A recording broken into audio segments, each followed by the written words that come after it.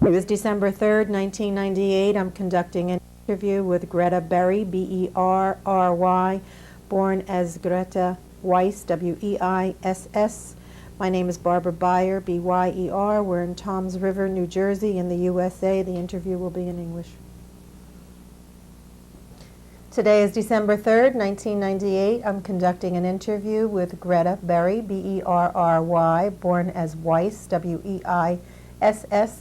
My name is Barbara Byer, B-Y-E-R. We're in Toms River, New Jersey, in the USA. The interview will be in English. Can you tell me your name, please, and spell it? My name is Greta Berry, G-R-E-T-A-B-E-R-R-Y. And your name at birth, Mrs. Berry? Weiss, Your first name? Greta, with an E at the end, G-R-E-T-E, Weiss, W-E-I-S-S. Your date of birth? June 4th, 1932, Which makes you how old today? 66. In what city and country were you born? I was born in Vienna, Austria. And can you tell me your mother's name? My mother's name is Anna. Her maiden My name? maiden name was Maurer, Can you spell that? M-A-U-R-E-R. And your father's full name? David Weiss. And what brothers and sisters did you have when you I were have young? one brother. His name is Alfred Weiss. And I have one sister. Her name is Gertrude Ries. The name of your father's parents, your paternal grandparents? My father's name was Samuel Weiss, and my grandmother was Katharina Weiss. And your mother's parents? My mother's father's name was Abraham Maurer, and my grandmother was Esther Maurer. Where were your paternal grandparents born? In Vienna. And your maternal grandparents, where were they born? In Poland. Where in Poland? In Kitev, a small little village near Kolomea. Which of the grandparents do you remember the most? Only one grandmother, my father's mother. She's the only one I knew. My mother's parents all lived in Poland. I only saw them when I was 1 year old, and I really don't recall anything about that. My father's father died very young, so I never got to meet him. So what do you remember about your grandmother, your paternal grandmother? Oh, my grandmother, she was a short little lady and very ambitious. She had to raise 4 children on her own because my grandfather died very young. She took 3 of the children and put them in foster homes in Hungary. She couldn't handle all 4 of them. She had to work. My father, being the oldest, he stayed home with her. Of course, during before the war, she was fine. She would come and visit us every Sunday and have dinner with us. Now, when the war broke out and they took her apartment away, she had to move in with us. And what I remember about it, that she didn't have a whole lot of patience with us. We were young kids, and she wasn't used to being with us. But it took a little time, and we got accustomed to each other. Your fondest memory of your grandmother? Is picking up all her skirts and giving me change out of her little pocket in her slip. And I would run to the candy store. So what aunts and uncles and cousins lived close by? My father's brother lived close by. We got to see them every once in a while. My father's sister lived close by. My mother's brother lived close by. He was a very busy man. He was a very prominent attorney in Austria. Very busy, but occasionally we got to see him. Their names? My mother's brother's name was Emil Maurer. He had a family, wife and daughter. And my father's brother's, his name was Ludwig Weiss. My father's sister, her name was Emma. And I don't recall her last name, and she got married. That's as far as I remember. And what cousins did you have from these relatives? There were a couple of girl cousins, Hertha and Litzi. That was about it. And Ernst was one of them too, a boy. How often did you all get together? We would see each other occasionally, like on Sundays, visiting. And how was the relationship with the family Very unit? good. Even though my father's sister was married to a Catholic man, he was a very nice man. He was a music teacher, and he would try and teach us music instruments, and he was a lovely man. The relationship was fine. We all got along very well. What instrument did he teach you? He tried to teach me the piano, but then he said I have a deaf ear, so forget it. And can you tell me about your brother Alfred? As now, what he's doing now? No, as a child. As a child, well, he's 10 years older than I am. I'm the youngest in the family. He went to school. He finished grammar school and high school, and then he went to work in a shoe store. And of course, when he was 16, the war broke out, so that was it for him. My sister was a teenager. She was going to school. And how was your relationship with your brother and sister when you were a little girl? Wonderful. No, they never hit me. No, we really had a good relationship. They were very good. I'm very close with them. Since you were the youngest, what were their responsibilities towards you? They said I was spoiled, but they took care of me, helped along, you know. My sister took me to school because we had to take the trolley train. And my brother, of course, was working at the time already, so. The earliest memories you have of your childhood with your brother and sister? About 5 or 6. And what would those memories be? We would play games. That's about it, as far as I can remember. I didn't have much of a childhood, that's the problem here. How was it for you being the youngest? Oh, I loved it, being spoiled a little bit. Didn't always get what the older ones got, but that's how it is. Where was your mother born? She was born in Poland, in Kiev. And her occupation? She was a seamstress, a very good one. What can you remember about her sewing abilities? Oh, she was wonderful. She could just look at anything and copy it and make a dress or make a coat and use no pattern. She was just, later on you'll see in my story that she was the one who kept us alive with her sewing. Your relationship with your mother? Very good. We loved her. Fondest memory of your mother? Just being kind and supportive and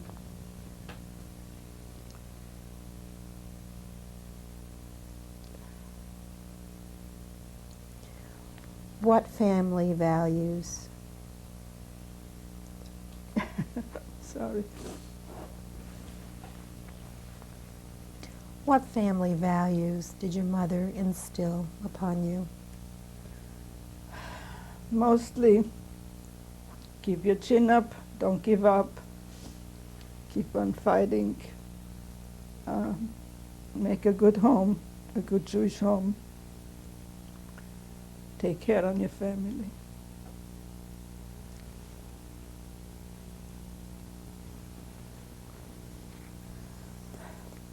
Your father, where was he born? He was born in Austria, in Vienna. And his occupation?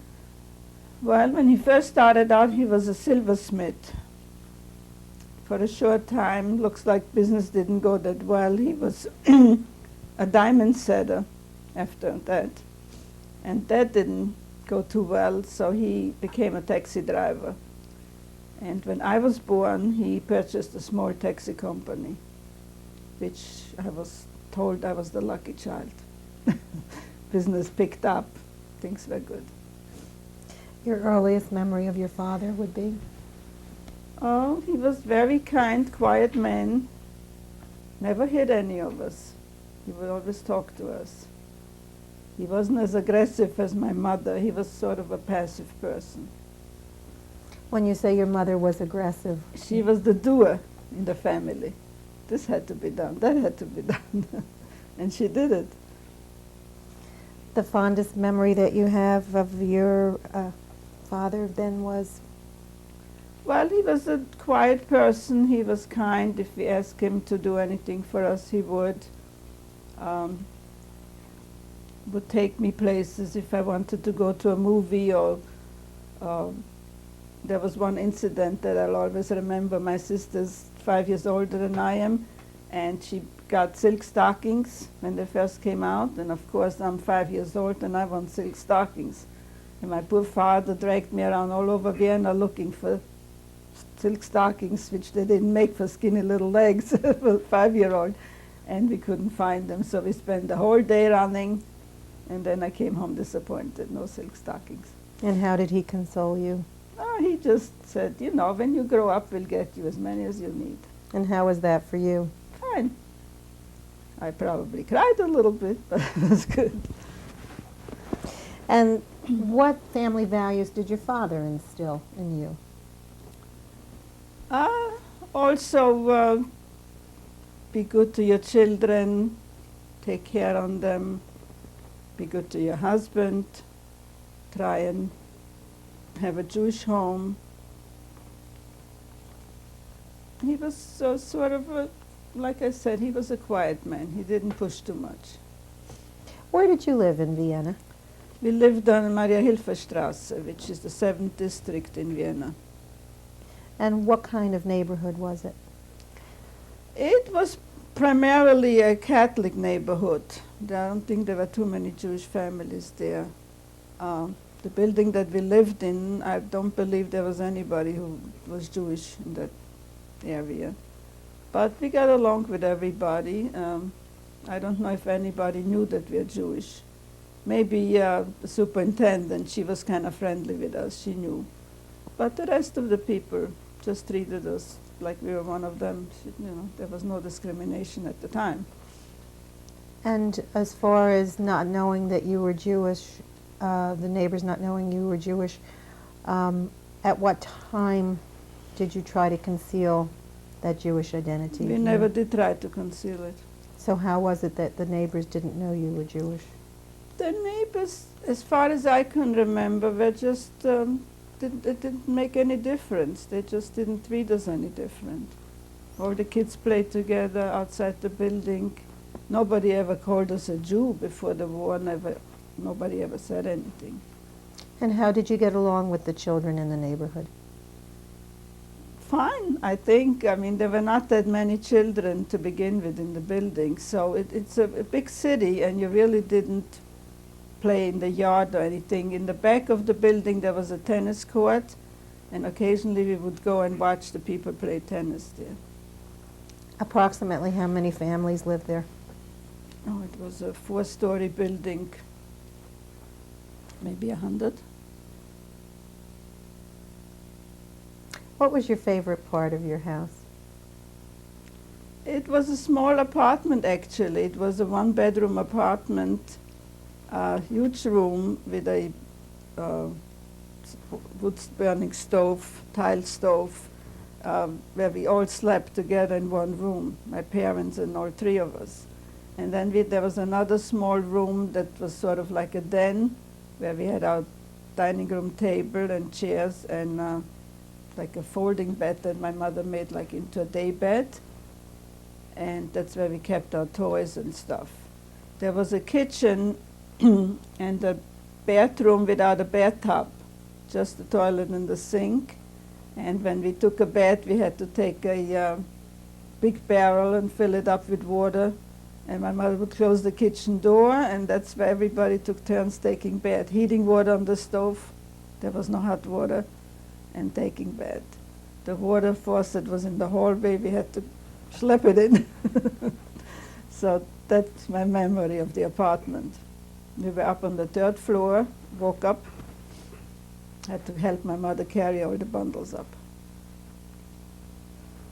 And what kind of, you mentioned you kept all your toys in the little den. What kind of toys do you remember having as a child? Dolls, and lots of dresses for the dolls, because my mother was sewing, and she would sit me down with a thread and needle, and you helped me sew a dolly's dress. So that's how I learned how to sew, and my sister too. What was your favorite doll? It was a doll with a porcelain face, dark hair, And she had pretty dresses, of course, you know, with lots of crinolines. And what happened to that doll? I really don't know. Probably left it. When we left Austria, we couldn't take anything with us, so everything was left. What games did you like to play when you were little? Hopscotch and dancing. And who played with you? My sister, and like I said, sometimes my cousins would come over. And who were your friends? I just had there were a couple little girls, and I don't even recall their names when I was small. I was only 6, so my memory doesn't go that far back. What do you remember about having a best friend? A best friend I had after the war. Her name was Jenny Weiss, and she was my best friend. What language did you speak at home? German. How did your family observe their Judaism? My mother lit candles every Friday night, and my parents observed all the holidays. We would go to synagogue for the high holidays. My brother was bar mitzvahed. At the time, girls were not bat mitzvahed. Nobody was doing that. So, of course, my sister was only 12, but she was not bat mitzvahed. And who taught you about religion? Mostly my mother. My mother grew up in a very religious home. My grandfather was a Hebrew school teacher, the one in Poland. And she was the one who knew about religion. My father knew absolutely nothing about religion. And what do you remember learning? Basically just observing the holidays, that's what I knew. That Friday night mother would light candles and we would have soup, chicken soup and all the good stuff. And that's all I remember about it, really. What do you remember her making that you really enjoyed? Oh, she was a good cook. She would make good apple strudel. She would make her own dough and make rogalach, very good. She always had a tin for us when we came to visit. And she would make different type of dishes, some that she learned from her mother in Poland and some that she got accustomed to using in Austria.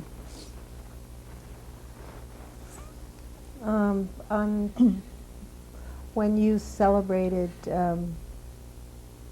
Shabbos at home, who came for dinner beside the immediate family? Occasionally my grandmother, if she wasn't busy, but she was working usually Fridays. But every Sunday we would have company. That was the Wiener Schnitzel every Sunday. Who came on Sunday? Grandma and some of the cousins, and we had some other cousins on my father's side that came. Who were they? Their names? Hilda and Victor Lashansky. And they had 2 daughters, Kitty and Mary. And they would come quite a bit. Kitty lives in Los Angeles now. Mary lives in Las Vegas. And occasionally I am in touch with Mary. She's the younger one. I don't recall too many friends coming over. It was mostly family. You mentioned earlier that you went to the synagogue. Where was the synagogue located? I don't know if it was Taberstrasse. I'm not 100% sure. That sticks in my mind, the street. Can you describe it to me, the synagogue?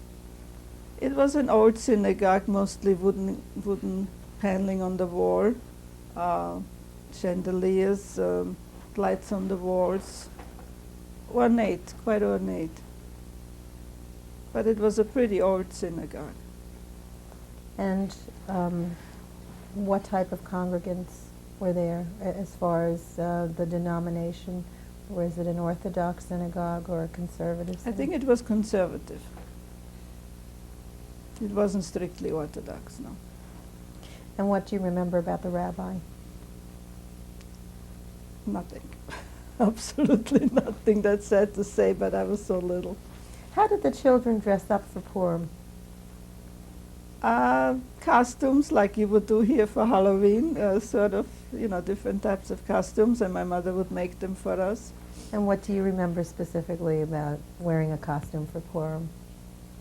I don't know if I ever did. I really don't recall that at all. Not in Vienna, a little later. What was your favorite holiday, Mrs. Berry?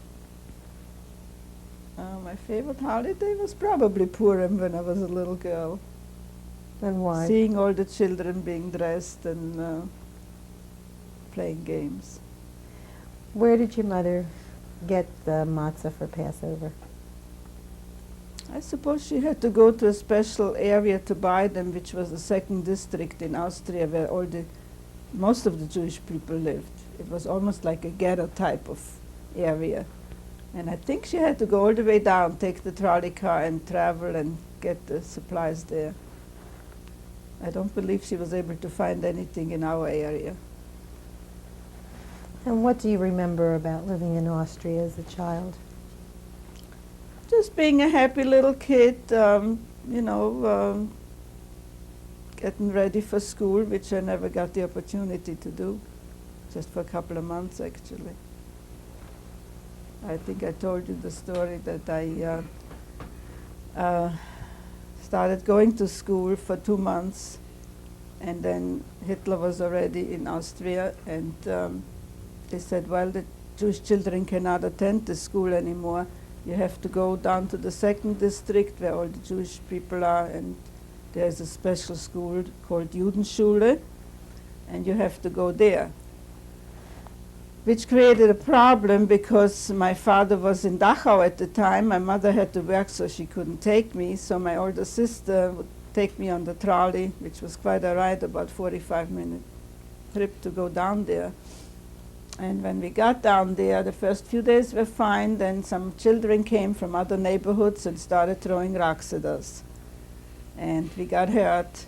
And then they would write things on the pavement and have buckets of water there, make us kneel down and tell us to scrub off where they would write Jude or make the swastika, and they wanted us to remove that with soap and water. And that was very difficult, and throwing the rocks like that and we getting hurt, my parents, was my mother at the time, decided not to let us go to school there anymore. So we didn't go to school. What did you think it meant when they were throwing rocks and making you scrub the sidewalk? I was scared. That's all I could think. Why were you scared? Well, because first of all we had to wear the yellow ribbon with the Magen David on it. When did that happen? That was in 1939. You mentioned just a minute ago. Excuse me. You mentioned just a minute ago that your father was in Dachau. Yes. When did that happen? When that happened, everybody knows about Kristallnacht. Kristallnacht, we were all laying in bed, and all of a sudden we hear windows being smashed and noise outside and people screaming, and they pounded on our door.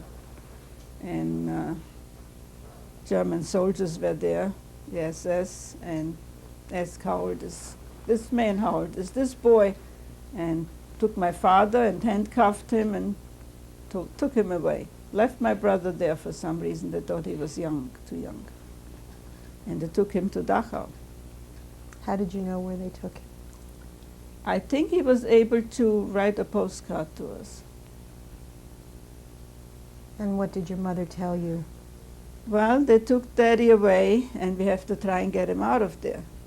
So the story was that my mother went and took all our resources, what we had in the bank, took the money out, and bought a ticket for him to go to Shanghai, China.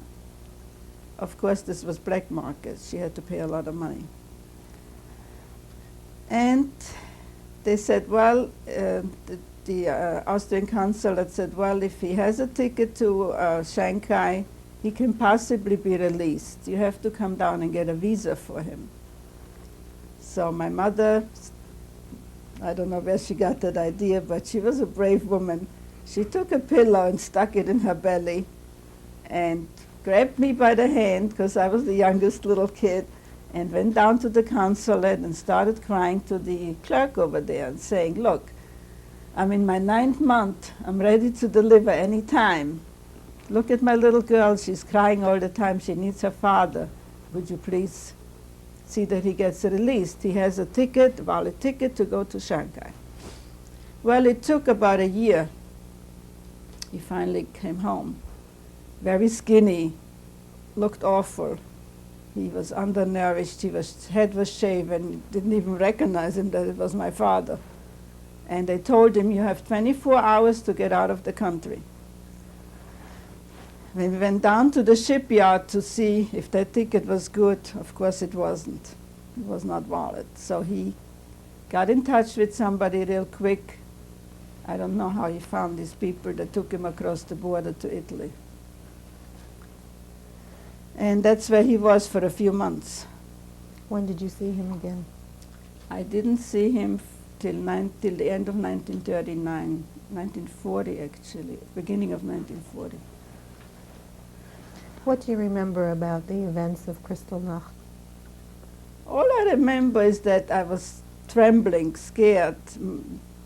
Windows were flying, noise, glass on the street. People were trying to clean up the streets afterwards. Where were you? In bed. It was late at night. And the next day when you awakened, or what did you see in the street? Still, people were still trying to clean up the mess downstairs. Doors were bashed in, windows were bashed in.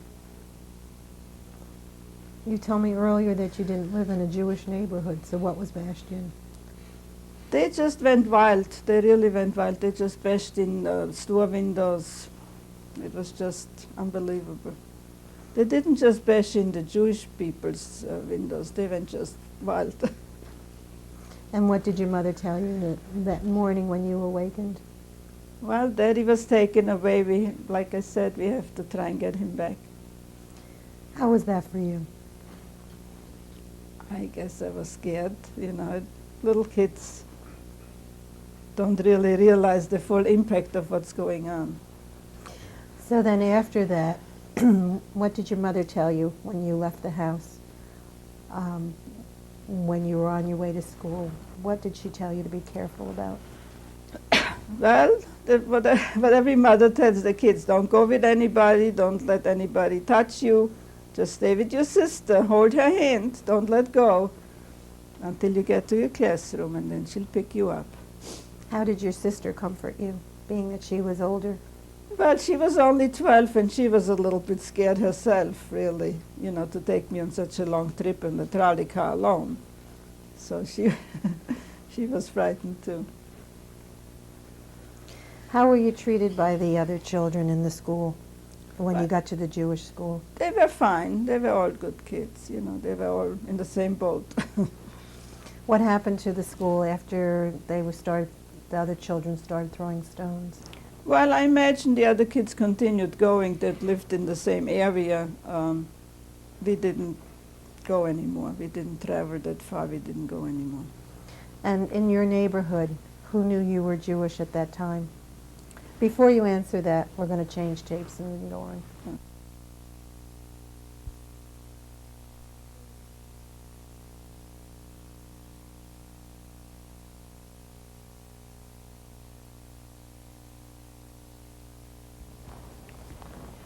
Mrs. Berry had just asked how the other children treated you in your neighborhood when you left the school.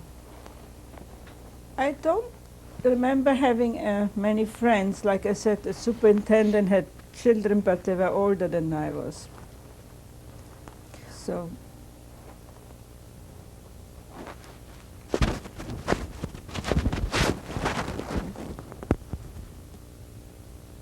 okay.